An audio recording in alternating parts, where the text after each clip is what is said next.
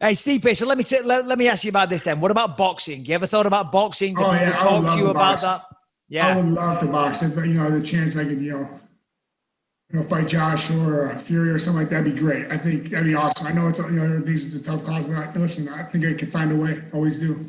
Yeah, because the heavyweight boxing scene is as healthy as it's ever been right now. Yeah. And I think you match up very, very well with them. I don't know how much you follow it. Dillian White, he just got beat at the weekend. Yeah. Sorry. Yeah, he got knocked out. But I used to train with him back in the day. So to think that guys like yourself can't compete with world-class boxers is ludicrous. And I know you could. So do you think down the line, well, you said you would want to do that. Do you think UFC may allow you to do something like that? Or do you think you would try and do that once you retire from mixed martial arts?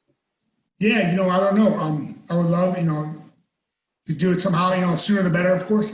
Yeah. Because, everyone's getting older here, and I think I'm feeling great. I mean, I'm in the best shape.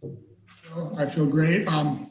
Just have a sit down thing with the UFC and see what they think and all that good stuff. So you know how it works. It's all discussion first. Yeah, no, for sure. So how many fights do you think you got left in you until you decide to call it a day? And when that day comes, you'll still work as a fireman, or will you just, rest on your laurels? How many fights, it just depends. I always tell people it's the minute I'm having fun or, I'm out and, I'm having fun. And so we'll see what that happens. But I'm not going to just keep fighting a fight for a paycheck. I'll never do that. One thing I'll never do. When I'm done retiring, when I retire eventually, I mean, I'll probably still be a fireman depending how I feel. And, like I said, I'm still having fun. So it's all that matters. Even with firefighting. Is it against protocol for me to ask, what is like the gnarliest situation you've walked into as a fireman? If you don't want to discuss that, I totally understand. Oh, man. I mean, the gnarliest.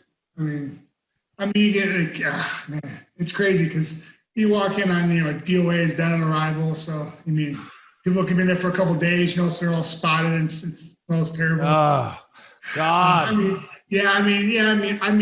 forget. I had one guy.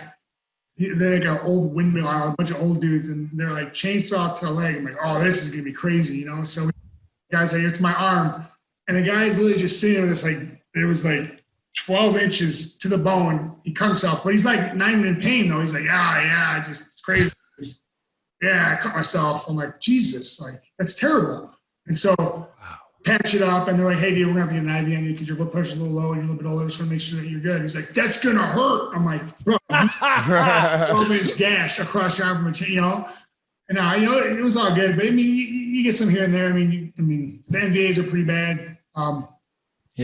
Overall, you kind of you get numb to it. You just want to help as best you can. I just want to know, why are firemen answering these calls? I'm just like, where's the fire? Well, I'm a paramedic as well. Okay, you're a paramedic as well. Yeah, okay, I didn't. Yeah. So some days I'm on the engine, so it's quite dependent. Why do you do? Is it just because you truly feel an obligation to help people? You've done it for a while. What is the reason what drives you to do it? Because I get queasy if I see a little bit of blood. If a little kid falls in front of me and they scrape their knee, I won't help them. I'll run in the opposite direction. Sorry, help your fucking self, kid. Yeah, he's too busy talking about his fans. I gotta sign autographs.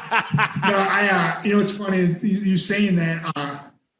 We had a guy who was riding his bike, older gentleman. He was like a kind of a heavy metal guy. He's probably 55-ish. He was riding his bike and he fell off his bike down the trail and he hit his head. I said he was okay, but then he started kind of getting nauseous. Well, he started being out of might have concussion. So we get to the call and we get him back to the squad. So we're taking him to the hospital and he's got okay. And one thing I can't do is puke is real hard for me. For some reason I can't do it. If I see someone puke, it's bad. So we get a little thing, it's Bayesian bag, and he just starts blowing chunks, right? And I'm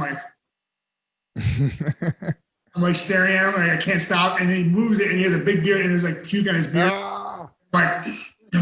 Nice. I'm trying to hold it. It was so, and then everyone's laughing at me. I'm like, it's not funny. I'm trying to hold it in, but ever since I had my daughter, honestly, it doesn't bother me anymore. That's funny. That's an instinct that kicks in because puke was the same thing. If somebody puked in front of me, I would convulse. But as soon as you have a kid, my kid recently, I think we told it on the show, Bisping, he just woke up in the night and just projectile vomited on the wall, spilling down the walls, and nobody else there. I have to clean it. He can't clean it. And for some reason that fatherly thing kicks in, and I didn't even get a little bit sick, but that's crazy. Yeah, it's like my daughter. One day I'm like changing her, and she took a huge dump. Right, I'm like, God dang it! So I'm changing her. I put the diaper down. And I went to go grab the wipes. Well, my hand was straight in the diaper, and I'm like, oh, look it's like under my nail. I'm like, oh, so I just cleaned up real quick. I'm like, all right, fix her up. I was like, but that didn't bother me at all. Before if that happened, I'd be dying. But go back to what you're saying. The reason I do it is, my whole life I've been helped, so I wanted to give back, but also, want my mom to be proud of me of, I did something with my life, not just being a fighter. I don't think every mother wishes their son to be a prize fighter.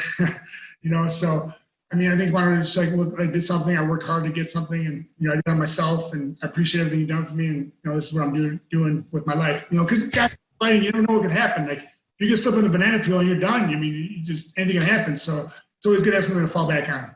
So you're saying that the winning the title was not good enough for your mother? Oh no, for sure. She loves it. She loves it. She loves it.